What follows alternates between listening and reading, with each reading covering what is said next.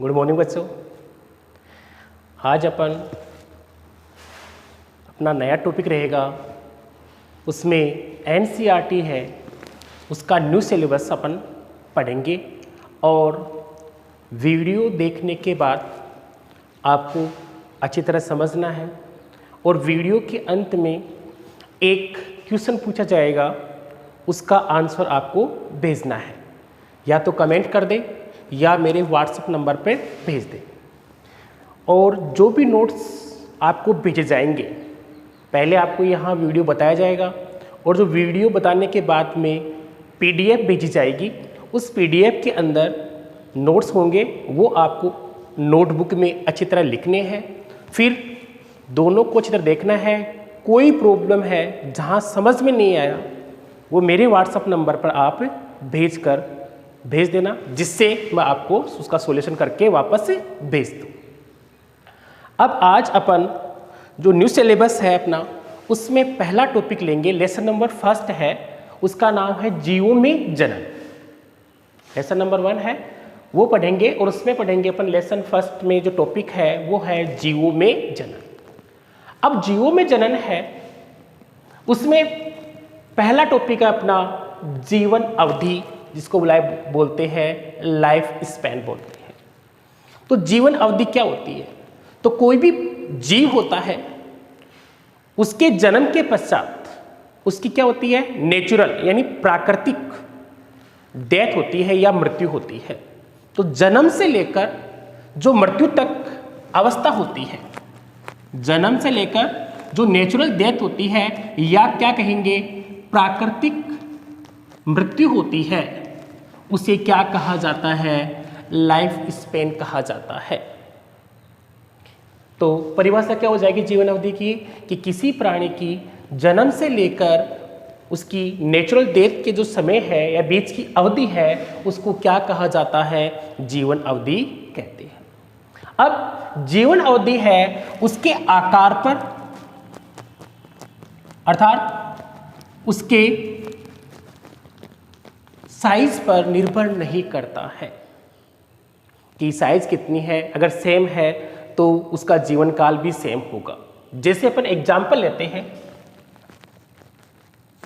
आम और बरगद का। आम और बरगद का एग्जाम्पल लेते हैं, क्योंकि ये वृक्ष होते हैं, विशालकाय होते हैं, तो लगभग आकार में क्या होते हैं? समान होते हैं। तो मगर इनकी जीवन अवधि है वो क्या होती है? अलग अलग होती है। जैसे बात करें आम की, तो आम का जो जीवन काल होता है वो लगभग कितना होता है? 200 से लेकर 250 वर्ष होता है। जबकि बरगद है उसका जीवन काल होता है 300 से लेकर 500 वर्ष। इसका मतलब दोनों ही लगभग साइज में क्या है? समान है, फिर भी इनका जीवन काल या जीवन अवधि दोनों की क्या होती है? अलग अलग होती है। तो यहाँ पर एक क्वेश्चन बन सकता है कि जीवन अवधि है वो जीव के आकार पर निर्भर करती है क्या? तो उसका उत्तर क्या होगा कि जीव के आकार पर निर्भर नहीं करती है। तो आकार की बात करेंगे अपन, जैसे आम और बरगद दोनों वृक्ष है, मगर इनका आयु काल या जीवन की अवधि वो क्या होती है? अलग अलग होती है। आम का बताया मैंने 200 से लेकर कितना? 250 वर्ष, जबकि बरगद है उसका कितना होता है? 300 से लेकर 500 वर्ष से होता है। इसी प्रकार अपन बात करें पक्षियों में, कौवा और तोता। कौवा और तोता, अब दोनों पक्षी है, तो जो कौवा है उसका जीवन काल होता है लगभग 15 वर्ष। कितना होता है? 15 वर्ष। जबकि तोता है उसके जीवन काल की बात करेंगे अपन, तो कितना होता है? 140 वर्ष होता है। कितना होता है? 140 वर्ष।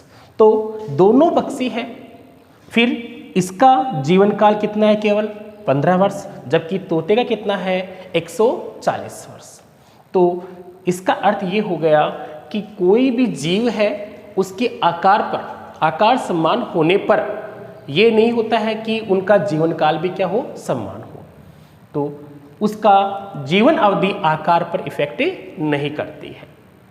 तो ये हो गया पहला पॉइंट।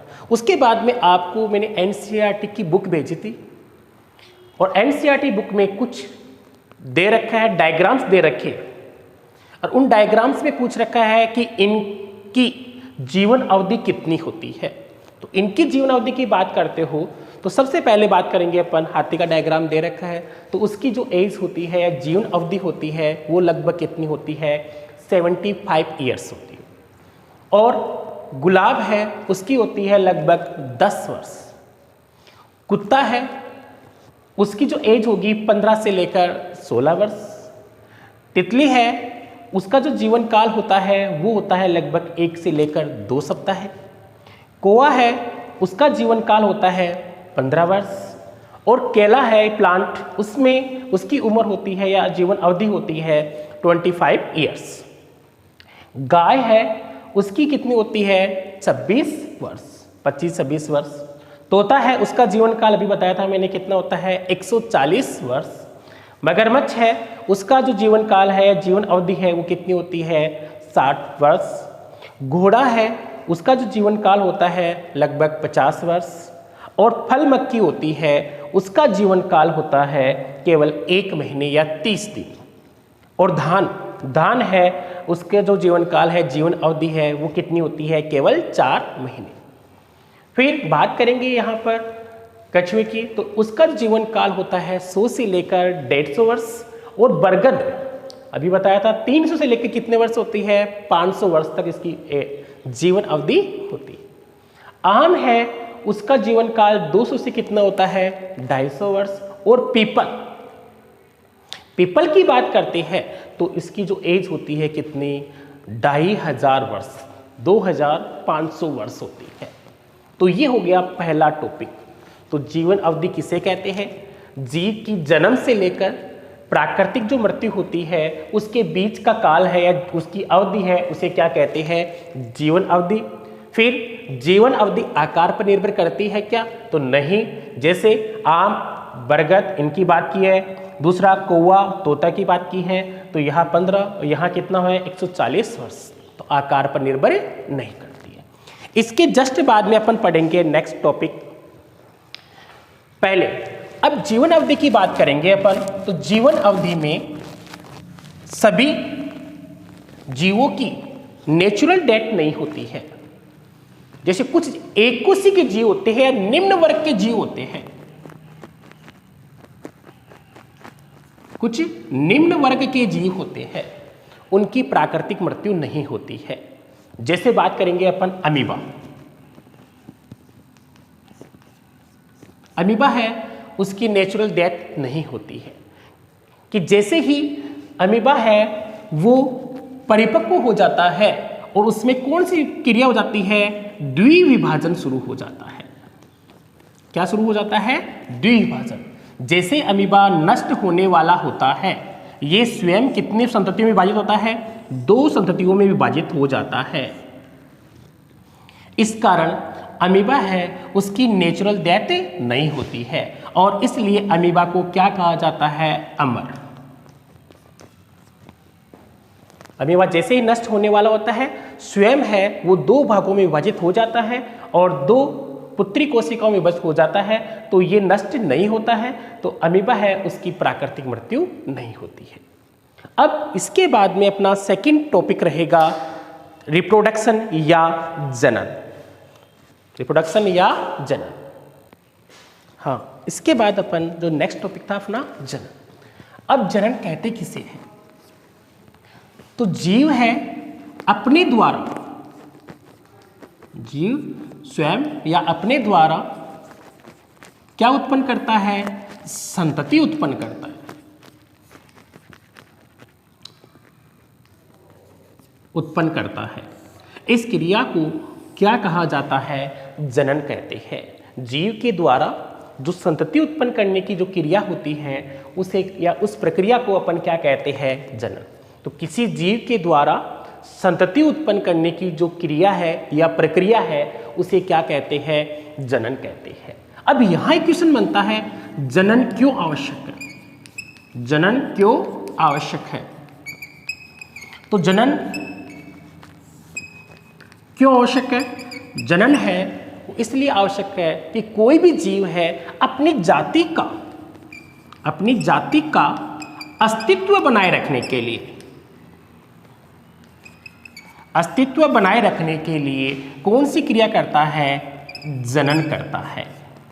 या ये भी कह सकते हैं जाति का सांतत्य बनाए रखने के लिए जीव कौन सी क्रिया करते हैं? जनन की क्रिया करते हैं। तो क्वेश्चन पूछ लिया जाए कि जनन क्यों आवश्यक है, तो कोई भी जीव होता है अपनी जाति का अस्तित्व बनाए रखने के लिए या सांतत्य बनाए रखने के लिए कौन सी क्रिया करता है? जनन करता है। अब जो जनन क्रिया होती है उससे एक तो पहला काम हो गया, उसकी जाति का क्या बनता है? सांतत्य बन जाता है, अर्थात उसका क्या बन जाता है? अस्तित्व है, और वो जाति नष्ट नहीं होती है। दूसरा कि अगर उस जीव में जनन की क्रिया होती है तो जाति नष्ट नहीं होती है। और तीसरा, अगर जीव जनन करते हैं तो उसमें क्या आती है? विभिन्नताएं आती है। क्या आती है? विभिन्नताएं आती है। और विभिन्नताएं क्या होती है? जैव विकास में क्या होती है? सहायक होती है। तो जनन से एक तो पीढ़ी दर पीढ़ी जीव का सांतत्य या अस्तित्व बना रखता है, और अस्तित्व रहेगा तो वो जाति नष्ट नहीं होती है। और तीसरा, जनन है उसके कारण जीव में क्या आती है? विभिन्नताएं। और विभिन्नताएं किस में सहायक होती है? जैव विकास में क्या होती है? सहायक होती है। अब यहाँ बात करेंगे अपन जनन कितने प्रकार का होता है। जनन है वो मुख्य रूप से 2 प्रकार का होता है। कितने प्रकार का होता है? 2 प्रकार का। एक होता है अलैंगिक जनन,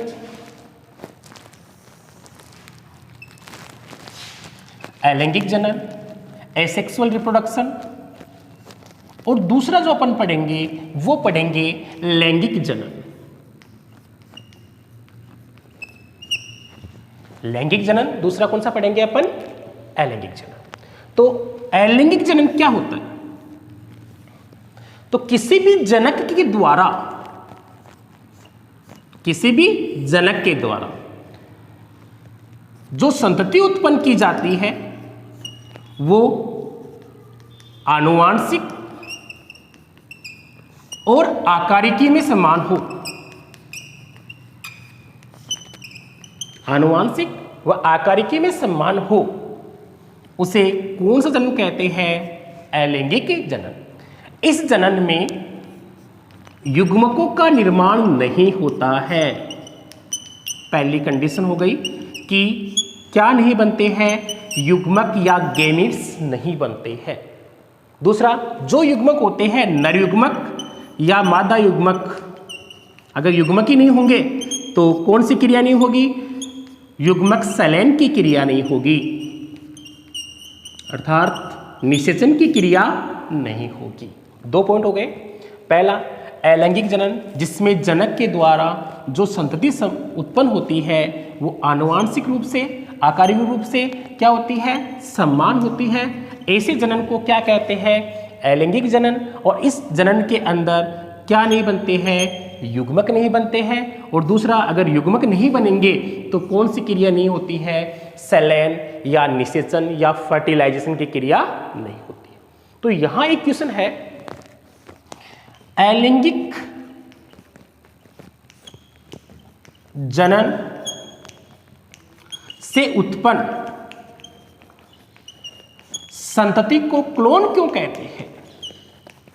क्लोन क्यों कहा जाता है?